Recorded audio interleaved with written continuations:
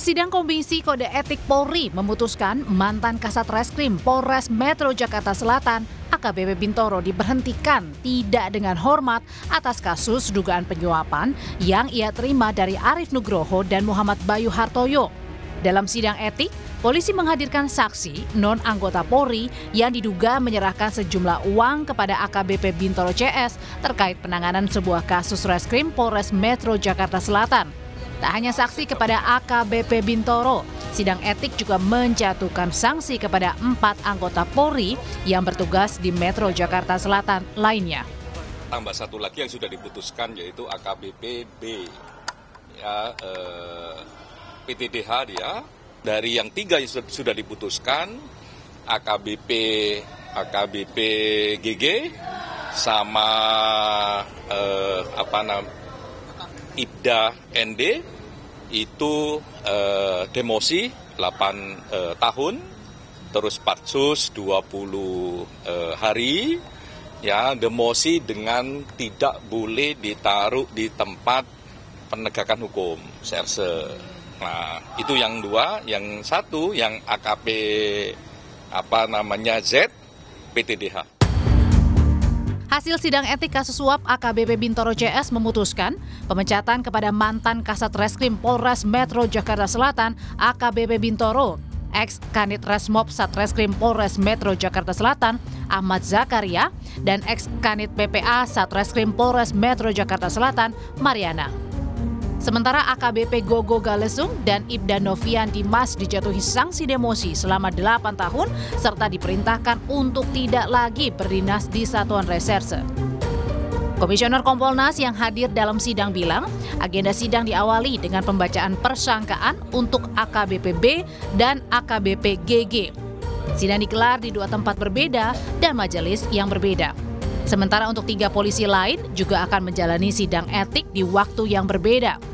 Komisioner Komisi Kepolisian Nasional Muhammad Khairul Anam bilang proses pidana kasus suap yang melibatkan AKBP Bintoro CS akan langsung diselidiki polisi usai ex-Kasat Reskrim Polres Metro Jakarta Selatan mendapat putusan pecat dalam sidang etik.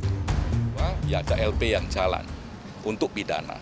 Dan itu penting bagi kita semua untuk tahu struktur peristiwanya kayak apa. Ya, penting juga bagi siapapun yang dirugikan untuk mendapatkan keadilan. Dan kami mendapatkan informasi tadi LP-nya juga jalan dan kami mendorong polisi untuk juga segera LP ini jalannya cepat. AKBP Bintoro disebut menerima sejumlah uang dari keluarga Arief Nugroho dengan perjanjian menghentikan kasus pembunuhan dan pemerkosaan. Saat ini, laporan polisi terkait penyuapan AKBP Bintoro sudah masuk ke Polda Metro Jaya dan diproses.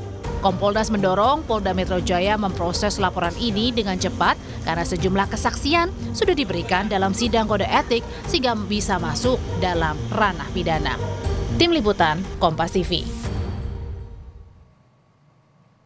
DPR dan Kompolnas mendesak agar setelah sanksi etik dijatuhkan kepada mantan Kasat Reskrim Polres Metro Jakarta Selatan, AKBP Bintoro juga diperiksa terkait unsur pidana dalam kasus penyuapan, kasus pembunuhan, dan pemerkosaan yang ia tangani. Kita bahas terkait dengan hal ini bersama dengan Komisioner Kompolnas, ada Pak Yusuf Warsim, dan anggota Komisi 3 DPR RI, ada Bung Nasir Jamil. Bapak-bapak, selamat petang. Selamat petang, Lipo. Baik, saya ingin ke Pak Yusuf dulu. Pak Yusuf, sanksi etik pemecatan sudah dijatuhkan, Pak. Bagaimana dengan pemeriksaan pidana dan laporan polisi di Polda Metro Jaya untuk kasus ini? Ya, tentu kita nilai apa yang dilakukan oleh Polda Metro Jaya sudah melakukan penindakan tegas dan tuntas. Yang ini proses sidang Komisi Kode Etiknya sudah selesai.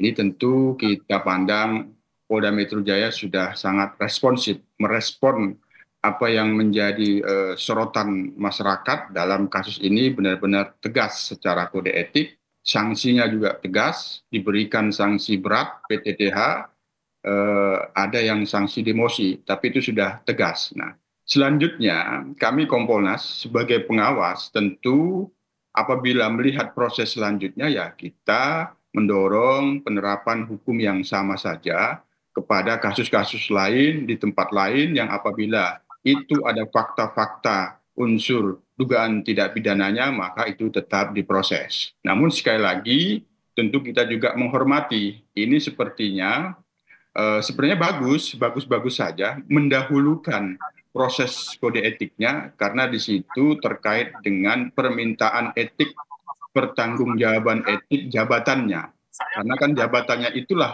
yang disalahgunakan, karena kewenangannya itulah yang disalahgunakan. Jadi ini kita pandang bagus-bagus saja mendahulukan pelanggaran kode etiknya itu ditindak terlebih dahulu. Ini tentu ada proses banding yang semuanya itu mengajukan banding. Mereka punya hak mengajukan banding, nanti diberikan waktu paling lama 21 hari mengajukan memori bandingnya, ya mudah-mudahan. Tapi pada lazimnya, oknum-oknum yang melakukan pelanggaran itu memanfaatkan hari terakhir di hari 21 mengajukan memori bandingnya. Baik. Terus kita kawal, kita awasi, terkait dengan bagaimana selanjutnya kami pastikan bahwa proses pidananya akan berjalan yang karena kita dorong diberlakukan penerapan hukum yang sama sebagaimana ada oknum-oknum yang melakukan pelanggaran ketika itu ada unsur pidananya tetap diproses. Dan ini akan tentu dikawal oleh Kompolnas secara langsung. Saya ingin ke Bung Nasir. Bung Nasir, ketika nanti proses pidana sudah berjalan, bagaimana kemudian aparat ini harus memastikan